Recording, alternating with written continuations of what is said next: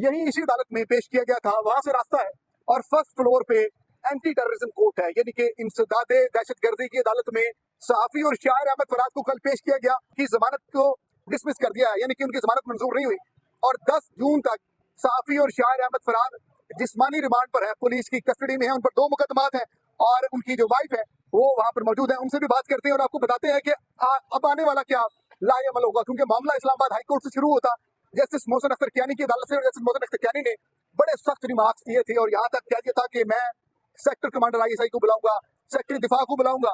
और फिर हमने इंतजामिया की दौड़े लगते हुए देखी और लास्ट समाज पे आपको याद होगा कि वजीर कानून पेश हुए, अटॉर्नी जनरल पेश हुए और साथ साथ IG इस्लामाबाद भी पेश हुए और वहां पर उन्होंने कमिट कर लिया कि साफी और शायर अहमद फराज जो है इस वक्त आजाद कश्मीर पुलिस की कस्टडी में है, उन पर मुकदमा दर्ज कर लिया गया है।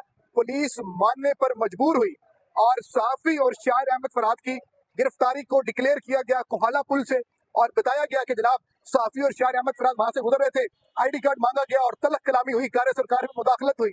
और दूसरा जो केस है उन पर, जब आपको याद होगा कि आजाद कश्मीर में जब महंगाई और बिजली के बिलों के खिलाफ जब आवाम सरापा एहतजाज थी, वहां पर साफी और शायर अहमद फराज ने रिपोर्टिंग भी की, उसको एक वजह बनाकर साफी और शायर अहमद फराज पर एक मुकदमा दर्ज किया गया।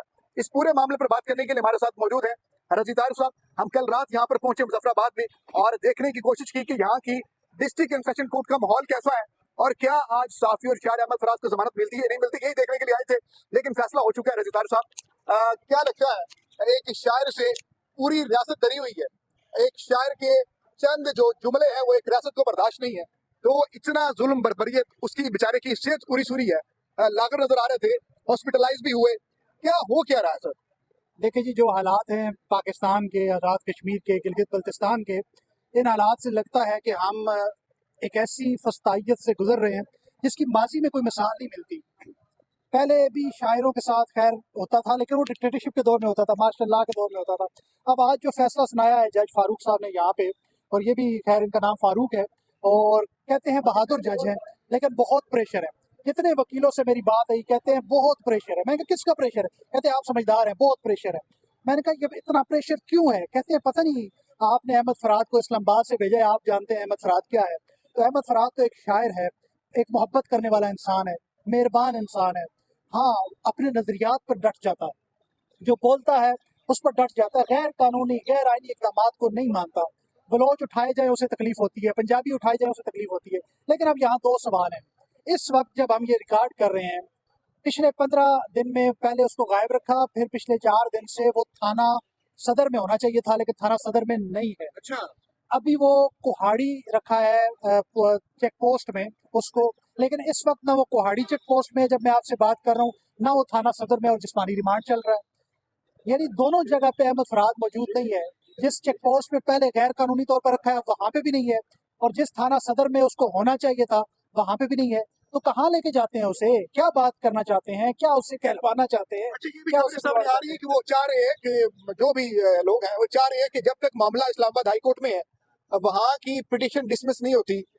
यहाँ आपको याद होगा कि ईमान मजारी ने कहा था कि हमें एक व्हाट्सएप पे कॉल मौसूल हुई और बताया गया कि आप पिटीशन वापस लें। उन्होंने वापस लेने की कोशिश भी की कि ये वादे पे अमल नहीं हुआ।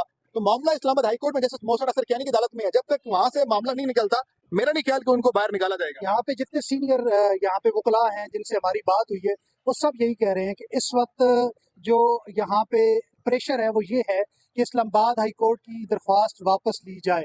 अब वो दरख्वास्त से डर है, खौफ है, क्योंकि जस्टिस मोहसिन अख्तर कियानी साहब के रिमार्क्स, उनका इक़दाम, उनके फैसले, वो सब बोलते हैं और वो अपने फैसलों पर अमल दरामद भी करवाते हैं। तो इस वक्त उस अदालत का टैका है, उस अदालत का खौफ है। तो एक ये बात बिल्कुल चल रही है यहाँ पे, माहौल आप देख रहे हैं। हर बंदा, जो भी सीनियर हमारे लायर यहाँ पे हमें मिले हैं, वो कहते हैं कि वो जो इस्लामाबाद वाली दरख्वास्त है ना, वो हजम नहीं हो रही, वो निकलवाना चाहते हैं। लेकिन यहाँ पे जो कोर्ट्स हैं, आज़ाद कश्मीर की जो कोर्ट्स हैं, ये जो डिस्ट्रिक्ट कोर्ट है, यहाँ पे कोई इतने आज़ादाना फैसले नहीं हो रहे। ना पहले होते थे, ना आज हो रहे हैं, ना इस मामले में हो रहे हैं। क्योंकि यहाँ के जो माहौल है वो माहौल कोई इतना आज़ाद माहौल नहीं है। आप किसी बंदे का नाम आज़ाद खान रख लें तो वो आज़ाद नहीं होता, अगर वो जेल में होगा तो आज़ाद थोड़ी होगा। तो किसी रियासत का नाम आज़ाद कश्मीर होना, वो आज़ाद नहीं होता। हाँ, हमने हकूक़ को सलब किया है, हमने आवाज़ों को दबाया है, हमने ख्यालात को दबाया है, हमने कलम को तोड़ा है। हम चाहते हैं कि हम कब्जा कर लें। हमने देखा कि 11 मई को रियासत आज़ाद कश्मीर की हुकूमत ने तय कर लिया कि जो कुछ मुजाहिरीन कह रहे हैं उसको हम देंगे, आधे घंटे बाद यहाँ रेंजर आके फायर कर देते हैं। तो ये वो तो नहीं मुकरे, वो बेचारे तो कह रहे हैं हमें पता ही नहीं रेंजर किसने बुलाई है। तो रियासत को ये सोचना पड़ेगा कि ये सारी चीजें जो है ये सवाए नफरत के बीज बोने के और कुछ भी नहीं हो रहा। अहमद फरहाद कल अगर उसको 10 लोग जानते थे, इस वक्त 1 करोड़ लोग जानते हैं उसको, 24 करोड़ लोग जानते हैं उसको। तो आपने जिस शख्स को दबाने की, चुप कराने की कोशिश की, उससे लोगों को हौसला मिला है और लोग उससे हौसला पकड़ रहे हैं।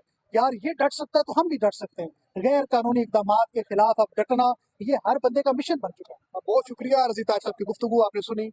कल रात हम यहाँ मुजफ्फराबाद पहुंचे, अभी डिस्ट्रिक्ट सेशन कोर्ट से आपको रिपोर्ट कर रहे हैं। कल जब साफी और शायर अहमद फराद को यहाँ पर पेश किया गया, वापसी पे उन्होंने अपनी हथकड़ियां चूमी, उन पर फूलों की पत्तियां भी निछावर की गई और उन्होंने एक शेर पढ़ा और वो शेर बड़ा ही दिलचस्प है। उन्होंने कहा कि और क्या चाहिए ए अर्द वतन तेरे लिए, और क्या चाहिए ए अर्द वतन तेरे लिए, तोक भी चूम लिया दार भी देख आए। तो इस वक्त एक रियासत जो है अब वो घबराई हुई है एक ऐसे शायर से, एक ऐसे बेलोस बेजरर से शख्स से कि उसको इतने दिन लापता रखा गया।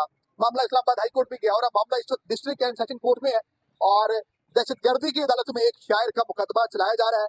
यही रवैया अभी गालिब के साथ किया गया, यही रवैया फैज अहमद फैज के साथ किया गया और यही रवैया माजी में हमने डिक्टेटर करते रहे हमारे अदीबों के साथ, हमारे शायरों के साथ, हमारे मुफक्किरों के साथ। बहरहाल अहमद फराज जो है वो इस वक्त अमर हो चुका है, शायद वो टका हुआ है, शायद वो किसी तरह की डील नहीं कर रहा, कोई बयान उसने अभी तक रिकॉर्ड नहीं करवाया, इसीलिए उसको नहीं छोड़ा जा रहा। मजीद जो भी डेवलपमेंट्स होंगी इस केस में आपको इस पेज से, इस यूट्यूब चैनल से आगाह रखेंगे। अपना अपने इर्द गिर्द के लोगों का ढेर सारा ख्याल रखें। अल्लाह ने के बाद।